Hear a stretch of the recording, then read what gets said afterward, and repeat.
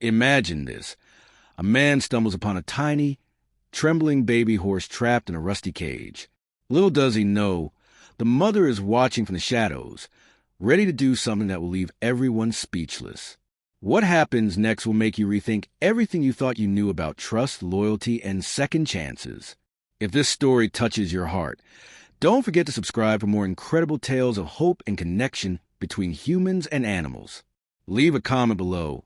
What would you have done in his shoes? Share this video with someone who believes in miracles, because sometimes all it takes is understanding to bridge the gap between wild hearts and human hands. Now, let me take you back to where it all began.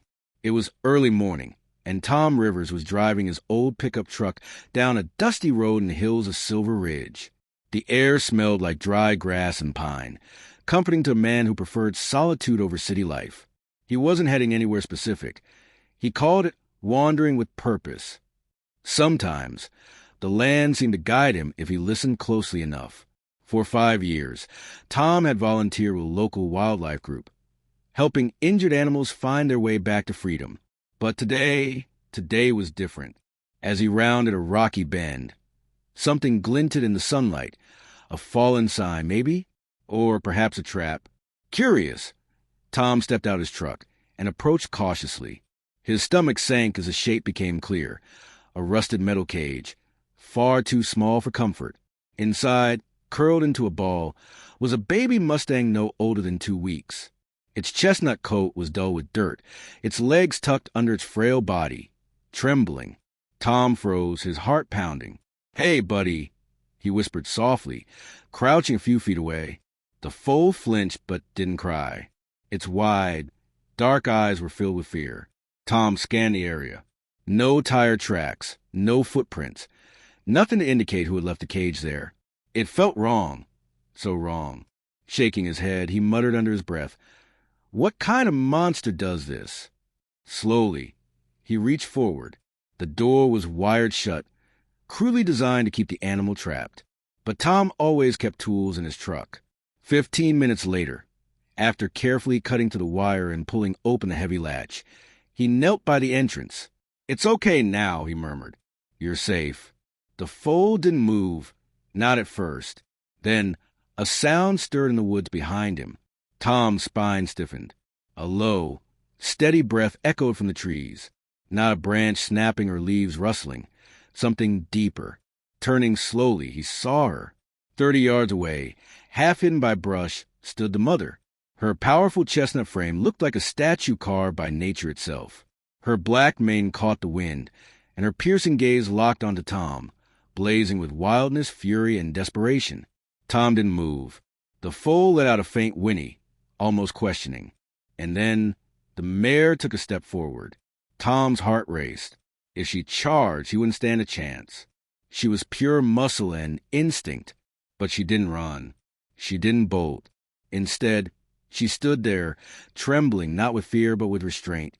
"She's been here the whole time," Tom whispered to himself. Watching, waiting, too afraid to approach the cage, too wild to ask for help. Now, she was observing him carefully, calculating every motion. Slowly, Tom backed away and sat on a nearby log, hands open, eyes never leaving hers. "He's yours," he said quietly. After what felt like an eternity, the foal unfolded its limbs and stumbled out of the cage on shaky legs. Standing wobbly in the sunlight, it let out a sharper cry. The mare answered with a whinny that made Tom's chest tighten. Then she came forward, and what she did next stunned him. Each hoofbeat sent tremors through the air, not fear, but fierce emotion. She wasn't running toward the foal, nor making a sound. She was watching him. Every step was deliberate, guarded, yet certain. When she reached the foal, she exhaled slowly, bending her head low to gently touch her muzzle to its shoulder. Tom blinked back tears. It was one of the most delicate gestures he'd ever seen, as if she was checking to see if her baby was real. The foal leaned into her, trusting. But then, something unexpected happened. Instead of guiding her foal away, the mare turned her gaze back to Tom. Not aggressive, not fearful, just steady. And then she took a step toward him. Tom swallowed hard. Wild horses don't approach humans. Not like this. especially not when their foals are involved. Yet, here she was, moving slowly, thoughtfully, stopping just a few feet away. She let the foal lean against her front leg. Tom's voice broke the silence. "You brought him to me." She didn't blink.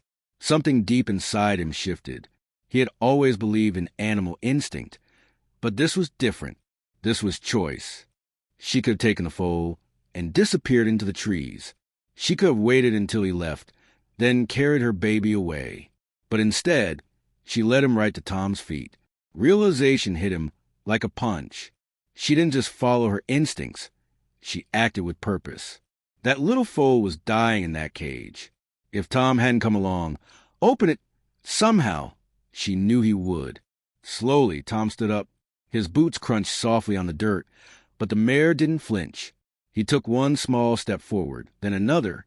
Crouching, he held out a hand, not trying to touch her, just showing her he meant no harm. The mare sniffed once, then nudged the foal closer. Trembling but determined, the baby limped forward and pressed its tiny muzzle into Tom's hand. Emotion welled in his throat. "I've got you," he whispered. "I've got both of you now." The mare let out a deep breath, almost like relief. Then, finally, she turned and looked toward the open field beyond the clearing. A silent invitation. Tom blinked. "You want to follow?" She stepped forward, slow and graceful, the foal close at her side. And so he did, not because he wanted to tame them, but because they chose to trust him. Walking behind them, Tom couldn't quite explain it. He wasn't leading. He was being allowed to follow. By the time they reached the dirt road where Tom had parked, the sun was dipping low in the sky, casting long shadows, bathing the land in soft light. Tom glanced at the mare. "If you're planning on disappearing into the wild, this is your last chance," he said softly. But she didn't move. Instead, she stopped beside the truck, turned, and stood perfectly still, waiting.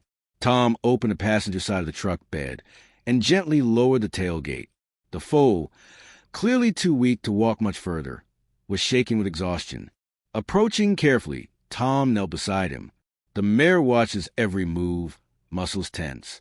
"I'm not taking him away," Tom whispered, reaching into his jacket for a soft towel and a canteen of water. "I just want to help." The foal collapsed onto its side in the grass.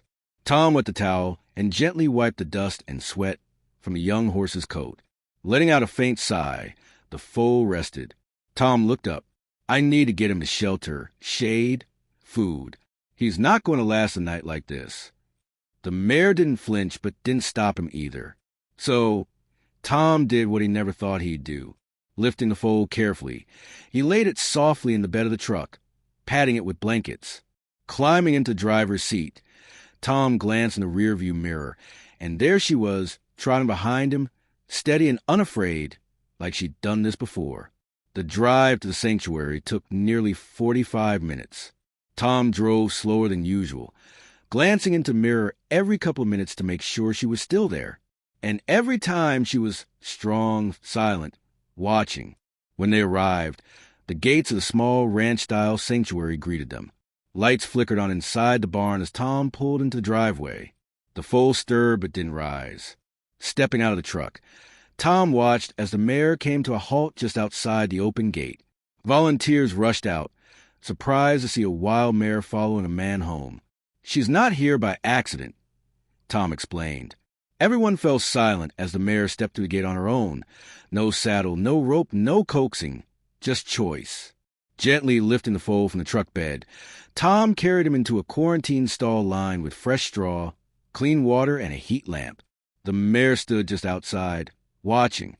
When Tom laid the foal down in the bedding, she let out a soft, low whinny, a sound filled with something almost human, relief. By morning, word had spread. It wasn't every day that a wild Mustang mare willingly followed a man back to his sanctuary, especially not after trusting him with her newborn.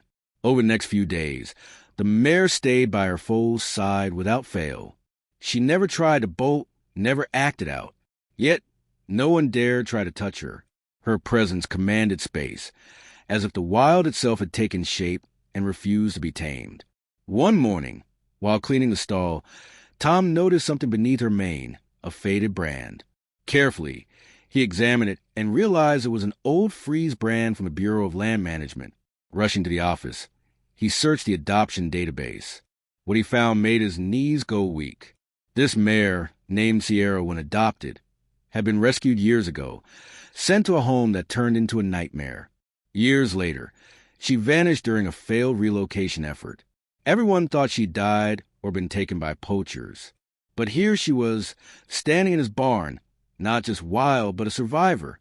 That night, unable to sleep, Tom reflected on the layers of memory buried in Sierra's eyes.